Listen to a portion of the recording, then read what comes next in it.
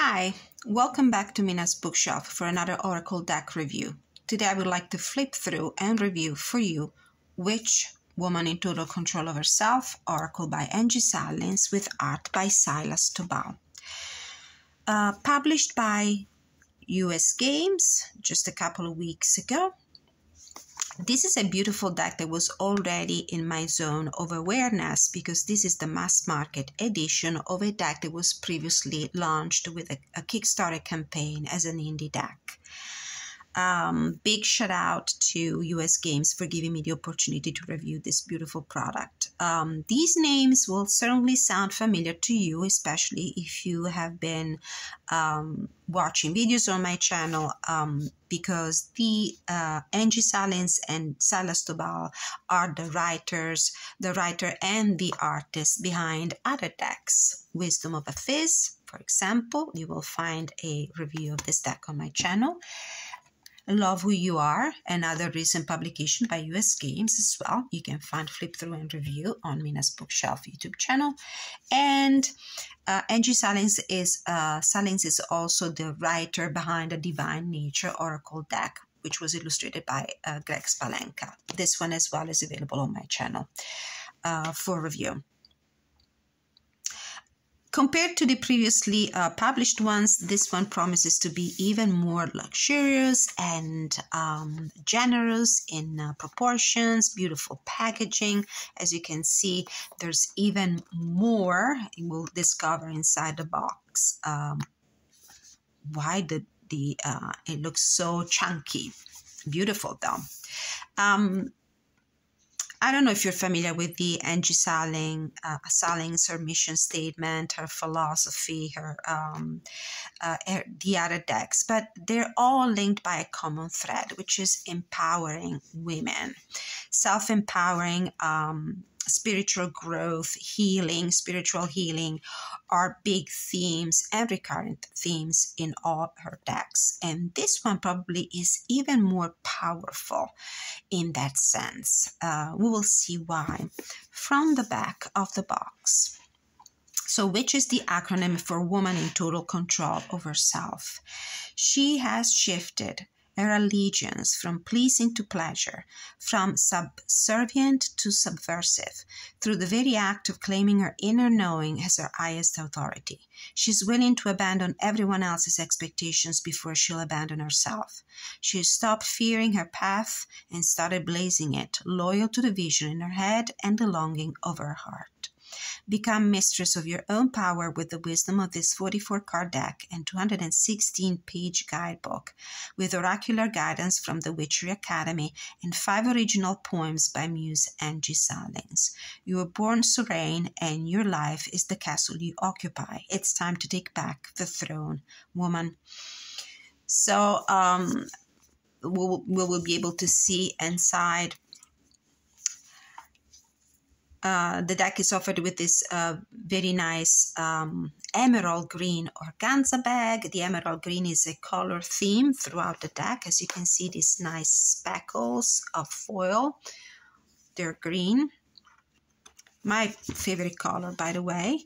Here's the beautiful, extremely substantial, heavy, high-quality guidebook, 316 pages, where you will find the beautiful artwork in full color, the extended messages for each of the archetype, and as it happened also in other decks created by Angi Sullins, the book features her poems, so her poetical ponderings about each of these beautiful archetypes. This is the inside of the box. There's usually a beautiful message inside. Become a disciple of inner devotion. Resurrect the silver salvation of self-respect. Believe in yourself and your wild holy heart like it's a serene religion. It is, and the world needs more missionaries. So it's all about knowing thyself, empower thyself, free yourself from expectations and restrictions, and elevate yourself. This is the deck. The size is the size of a, I would say, of a tarot card for comparison. Pretty much. Slightly taller and narrower. Glossy cardstock, flexible and resilient with this beautiful gilding, gold gilding. And this green foil and green speckles and glitter here in the back. Beautiful. The colors are pretty muted, so, and I'm trying to avoid the reflection of the light coming from my window, so I'll try to tilt the card so you can appreciate the artwork without the reflection of the light. Let's take a look at the guidebook very quickly. There's a table of content, a welcome home message from the creator, an introduction,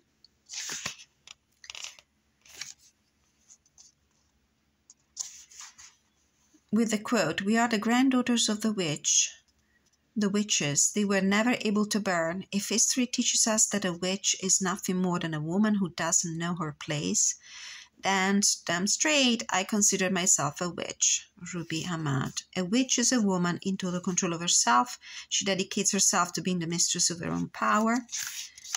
So you can get a feel of what the mission statement for the deck is. Enter serenity, defend against the dark arts. Casting the circle, and then a beautiful opening introductory poem. I love her poems. Her writing is very heartfelt. It really touches me. In each of these decks, I've always found a way to connect with her intention. When they want to control you, they do not come with shackles made of iron. They come instead with cages made of shame and story, like the one about the woman who earned crisis for her curiosity. So tempted by a life of wisdom and independence, she caused the downfall of all civilization. We go into more ponderings, more reflections, more writing. Control. No woman alive today needs a dictionary to know what control means within a toxic patriarchy. She's experienced it 1,000 different ways before she hit puberty. It's alive in the curves of her psyche, in the expanse of her hips, in the marrow of her bones. It is domination and restraint. But in a balanced psyche and in a balanced culture, control can mean something else entirely. A witch experiences control through cooperation rather than competition. So we go into each of the cards with their the message associated to them. And some of these archetypes also feature a poem, not all of them. In the back, we have also information about the author, a note from the author about the artist as well, Silas Toball. No spreads suggested, but I would recommend using the guidebook for these cards, and or let the keywords and the artwork guide you. The keywords are pretty good. You can have a very good idea of what the card is trying to, kind of message the card is trying to convey. We'll read a message at the end from the guidebook, and I will also do a bonus reading to show you how I've been working with this deck. This is a great deck for 1-card pool, but I experienced that it's great also for a 3-card spread. Like, for example, I want to do a daily spread, especially in the morning to kickstart my day, where I pull a card for the energies surrounding me, a card for the better way to embrace, cope with this energy, and the possible outcome, a 3rd card for the possible outcome. The deck is not in order. Each of the cards has the keyword on the bottom and a number, which will make it easy for you to find the message on the guidebook. The artwork is pretty much inspired to what I would say is the pre-Raphaelite style, the one created by Dante Gabriele Rossetti.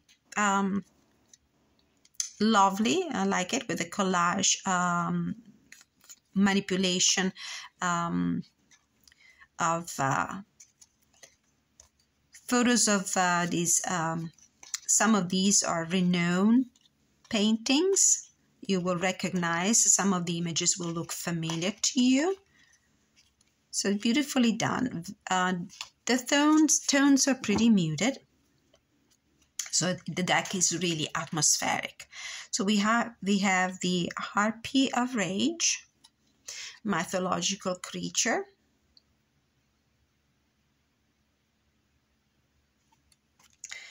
We have the Trailblazer.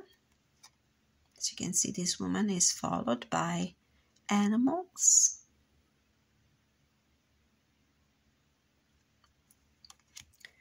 The Witch, card number 1, woman in total control of herself. The Predator, it looks like the Hierophant card in the tarot in its ill-dignified energy. Alchemist of Pain.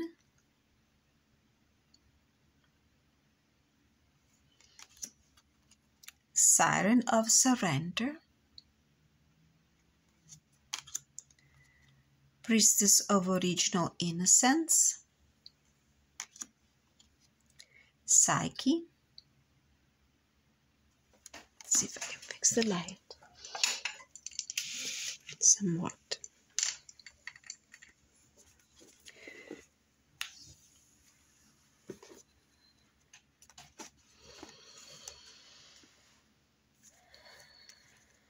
We have the Rescuer. So each of these cards will inspire you to meditate on ways to empower yourself. Goddess of Grace. But they're pretty good also for divinatory readings. Failure's Muse. The Hive Queen, one of my favorite cards. The Story Keeper. Beautiful. The Oracle. It's another great card. Keeper of Silence.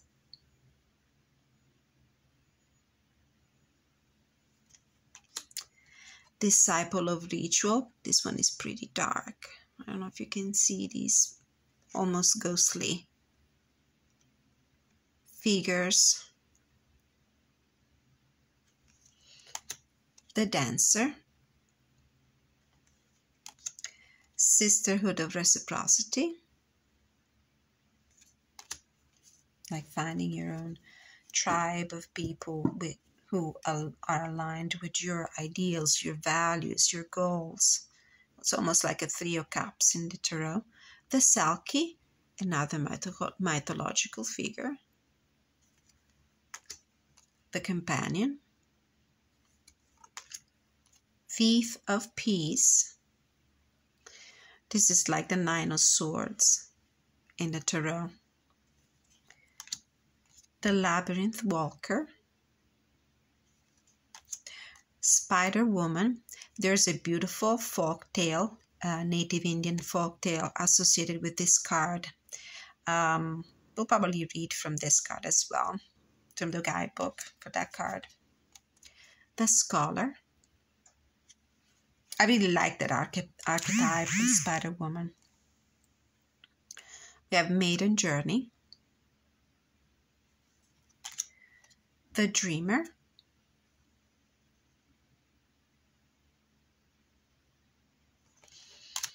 The Lion Queen. This card has been stalking me, maybe because I'm a fire sign. This one reminds me a lot of the Queen of Wands in the tarot. The Serene, beautiful as well. Lady of Perpetual Rebirth. Could be like a death card in the tarot. The Winged Leader. This one reminds me of the Knight of Swords. Priestess of Priorities. Beautiful. The Judge. Looks like a Justice card in the tarot. Creatrix of Cunning. With a beautiful fox. She of the Invisible Ally. That's another beautiful card. The Phoenix. Rebirth and Transformation. It's the Judgment card in the tarot. Medicine Woman with the bear. So if you like to work with a spirit animal, spirit totem, there's a lot for you to work with in this deck, since almost every card features an animal, or a lot of them. The Bard of Truth. Weaver of the Red Tent. Empress of Pleasure, the Empress card in the tarot. Divine Masculine. The Devouring Mother with Medusa, another mythological creature. The Exile, looks like a high priestess to me, with the, if you can see it, an owl, looks like Athena, Minerva. The Songstress, and the Wonder Hunter. Beautiful. All right. Let's shuffle. I don't want to shuffle these cards because I'm afraid I'm going to damage the gilding. So a side shuffle will do for me. So let's pick a card for me to read from the guidebook, and hopefully to convey a message to somebody who needs to hear something about herself or himself.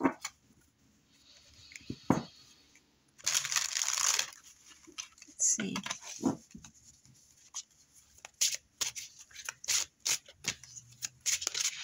Okay, see the card I want to read. This one. Oh yeah, one of my favorite. This is the Sovereign number, or Sovereign, forgive my bad Italian accent, 32. So we'll go in the guidebook, very easy to find, number 32.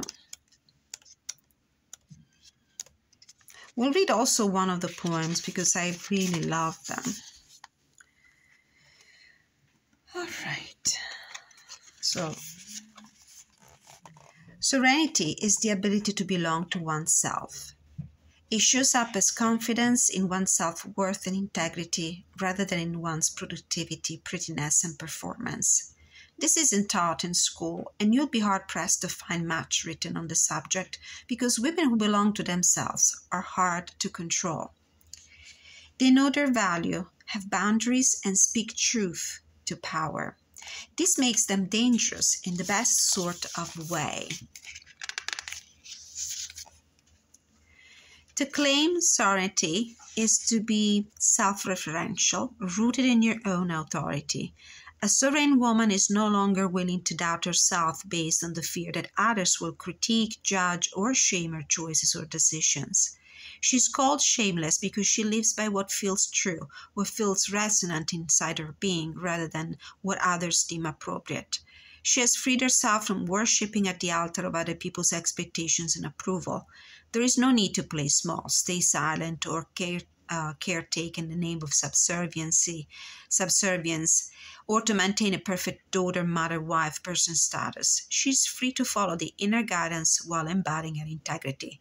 Stop letting others control the weather of your experience and reign. When this morning I pulled 3 cards for me, asking what was the energy surrounding me, how to best cope with it and the possible outcome. The general energy around me was the divine masculine. This was the advice, the guidance on how to cope with that energy, and the possible outcome was the wonder hunter. So this is how I used it.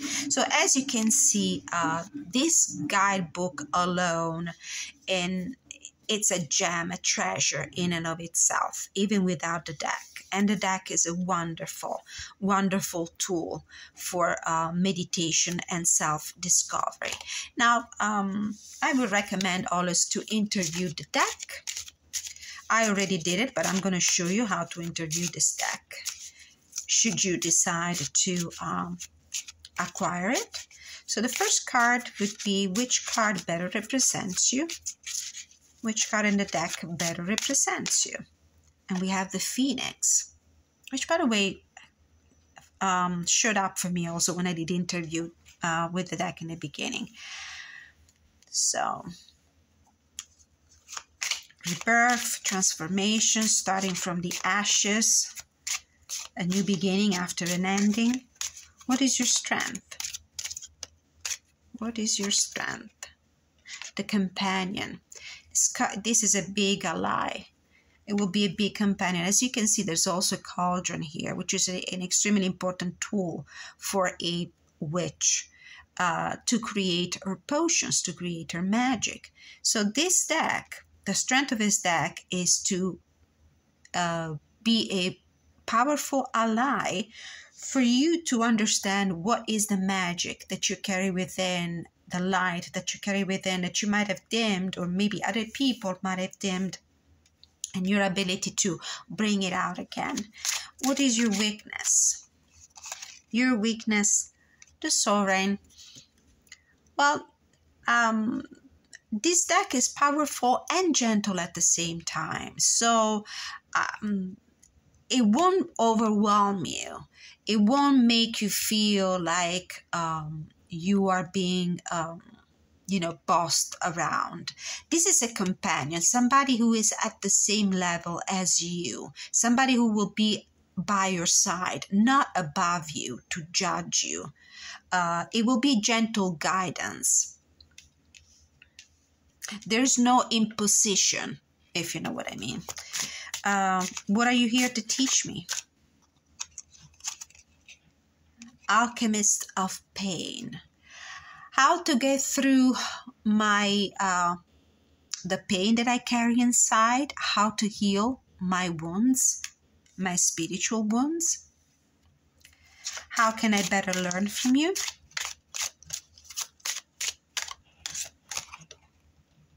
The Selkie. Walking away from those things in life that do not make me happy, that do not gratify me anymore. If you are familiar with the myth of the Selkie, they were creatures, mermaid creatures, half humans, half mermaid, and they were normally captured by the humans, by fishermen. They would marry them, and they would take their coat away from them, because that's what gives them the power. It was a way, to rob them of their identity, to keep them tied to the land. They would create families with the humans on land. They would probably have children too, but at some point they would feel the call of what they came from, the ocean. So they would retrieve their coat that gives them the power to transform themselves again in sea creatures, and they would just go away. So how can I better learn from this deck? Finding my identity again. If I have been robbed, so I'm talking about this in general terms. If you feel like you've been deprived of your own authenticity, of your own authentic self, of your identity, of who you really are, working with this deck might help you rediscover yourself and rediscover what is the path that is really meant for you. What is the result of our collaboration? What is the outcome of our collaboration? I just saw the card that I wanted to pull. Let's see if it comes back. Yeah. Creatrix of cunning. You'll definitely become more smart, more clever. All right, so this was the deck interview. As I said, I would recommend it for a one-card pull at the beginning or at the end of the day for a reflection on, what's happening around you, what's happening within you, how to better cope with the energies around you. A 3-card spread. You could do the past, present, future. You could do the current energy around you, what's within you, how to better cope with the energies, what is the outcome. You could also use it as a clarifier at the end of a bigger spread. And one of the decks that would work really well with this one is the Dream Keepers Tarot by W.I.T.C.H. Partially because of the very atmospheric kind of artwork.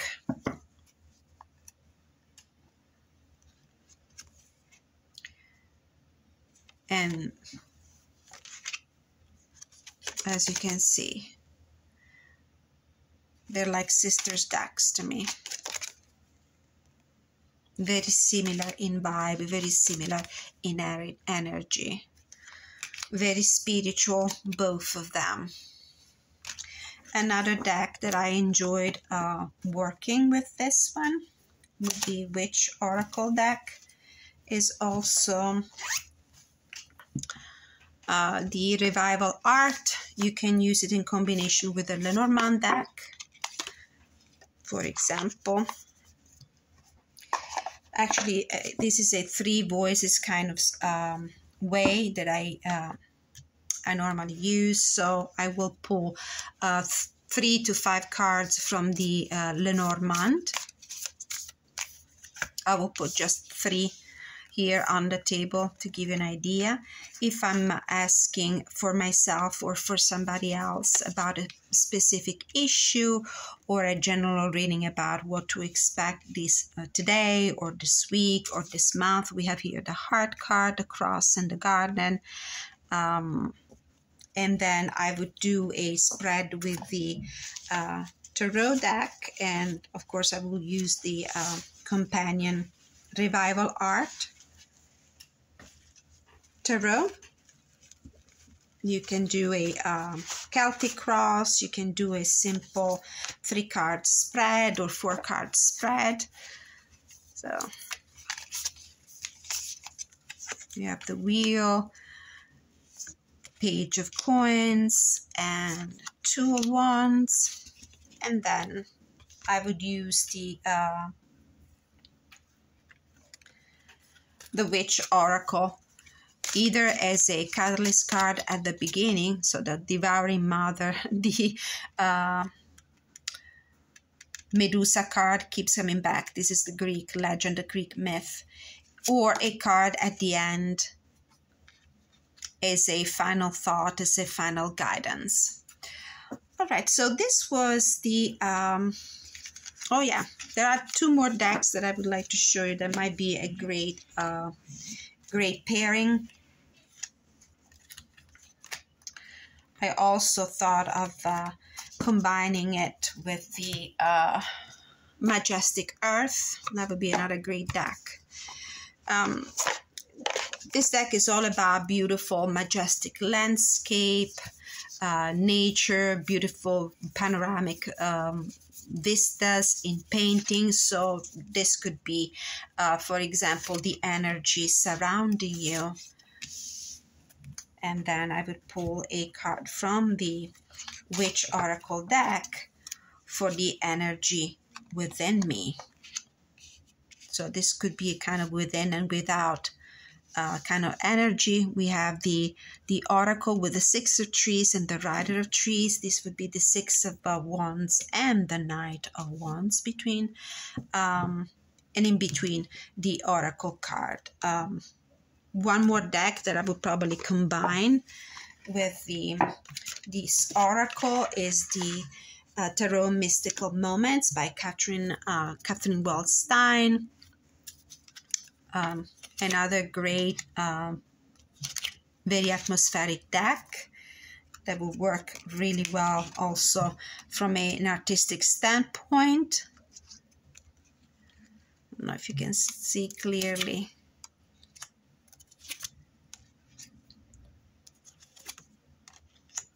Beautiful, isn't it?